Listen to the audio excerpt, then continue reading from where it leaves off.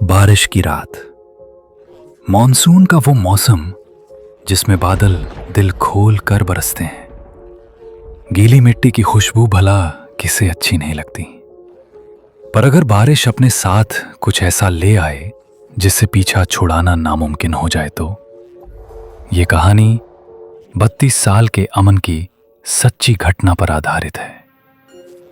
उस रात वो अपने ऑफिस से घर जा रहा था।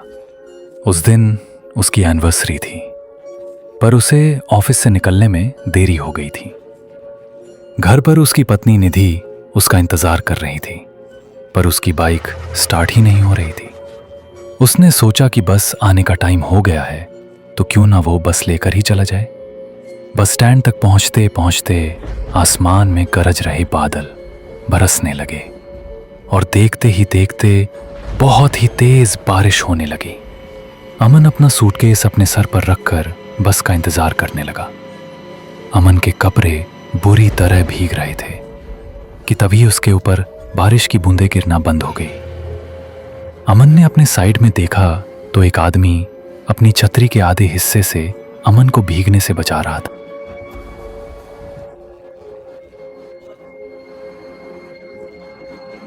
अमन को यह देखकर बहुत अच्छा लगा और वो उस आदमी को देखकर मुस्कुराने लगा।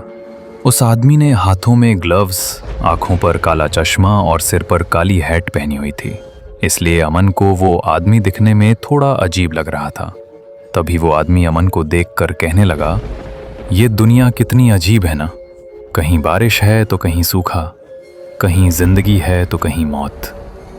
अमन के पास इस बात का कोई जवाब नहीं था। उसने बस मुस्कुराकर अपना सर हिला दिया। उसी समय अमन का फोन बज पड़ा। उसने पॉकेट से जैसे ही फोन निकाला, उसका फोन उसके हाथ से स्लिप होकर जमीन पर गिर गया। अमन जैसे ही जमीन से फोन उठाने के लिए झुका, उसे कुछ ऐसा दिखा जिससे उसकी रूह कांप गई।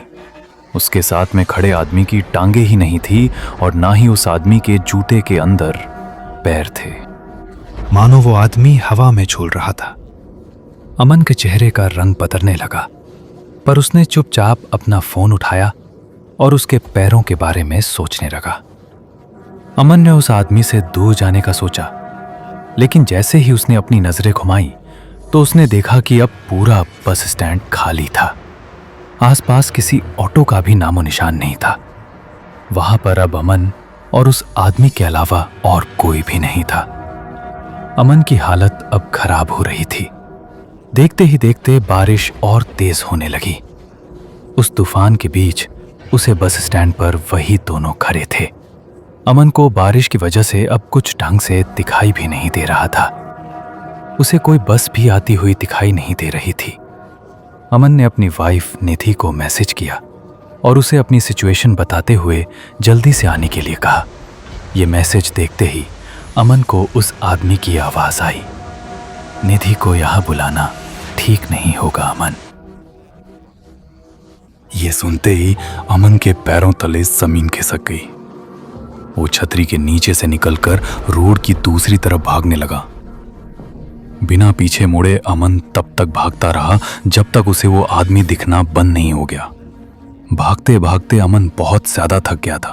अमन रोड के साइड पर लगे एक बेंच पर बैठ गया। उसने अपनी तेज चल रही सांसों को नॉर्मल किया, पर तभी एकदम से उसके सर पर पड़ रही बरसात फिर से बंद हो गई। अमन ने सहमी नजर से अपने साइड में देखा तो उसकी साइड में फिर वही आदमी छतरी लिए बैठा था। ये देखकर अमन की चीख निकल गई और वो तुरंत उस बेंच से उठकर फिर से रोड की तरफ भागा। रोड पर बारिश की वजह से अब धुंध भी आने लगी थी। आसमान में कड़कती बिजली की आवाज अमन की चीखों को दबा रही थी। थोड़ी दूर जाकर अमन फिर से रुक गया। वो बार बार पीछे मुड़कर देख रहा था। हांफते हांफते जब उसने सामने देखा तो बहुत जोर से बिजली कड़की और उस बिजली की चमकती रोशनी में उसे वही आदमी रोड के बीचों बीच खड़ा दिखाई दिया। इस बार सिर्फ उसका आधा शरीर हवा में तैर रहा था। वो अमन को देखकर मुस्कुराया और उसने अपना चश्मा उतार दिया। उस आदमी की आंखें पूरी तरह से काली पड़ी थीं और उसमें से खून बह रहा था। तभी अमन को पीछे से एक बस के हॉर्न की आवाज आई। अमन ने पीछे मुड़कर देखा तो पीछे से एक बस आ रही थी। अचानक ही बहुत सारे लोगों की भीड़ भी उस बस की तरफ आने लगी। अमन को अपनी जान बचाने का और कोई रास्ता नहीं दिख रहा था। वो दौड़कर उस बस के पास पहुंचा। जैसे ही वो बस स्टैंड पर आई, सभी लोग धक्का मुक्की करके उस बस में घुसने की कोशिश करने लगे। इस धक्का मुक्की में अमन उस भीड़ के बीच गिर गया। उसके पूरे शरीर पर लोगों के पैर लग रहे थे और अमन कुछ भी नहीं कर पा रहा था। बस के ड्राइवर ने भीड़ को हटाने के लिए बस को थोड़ा आगे बढ़ा दिया और अमन का आधा शरीर उस बस के नीचे कुचल गया। तड़पता हुआ अमन वहीं होश खो बैठा। तभी निधि ऑटो से अमन की बताई हुई लोकेशन पर पहुंच गई। उसने अमन को रोड के बीच खून से लथपथ पड़ा देखा। उसके आसपास कोई भी नहीं था। निधि अमन को जल्दी से हॉस्पिटल ले गई। अमन की जान तो बच गई, पर अमन ने अपने पैर हमेशा हमेशा के लिए खो दिए थे। वो अब फिर कभी भी चल नहीं सकता था।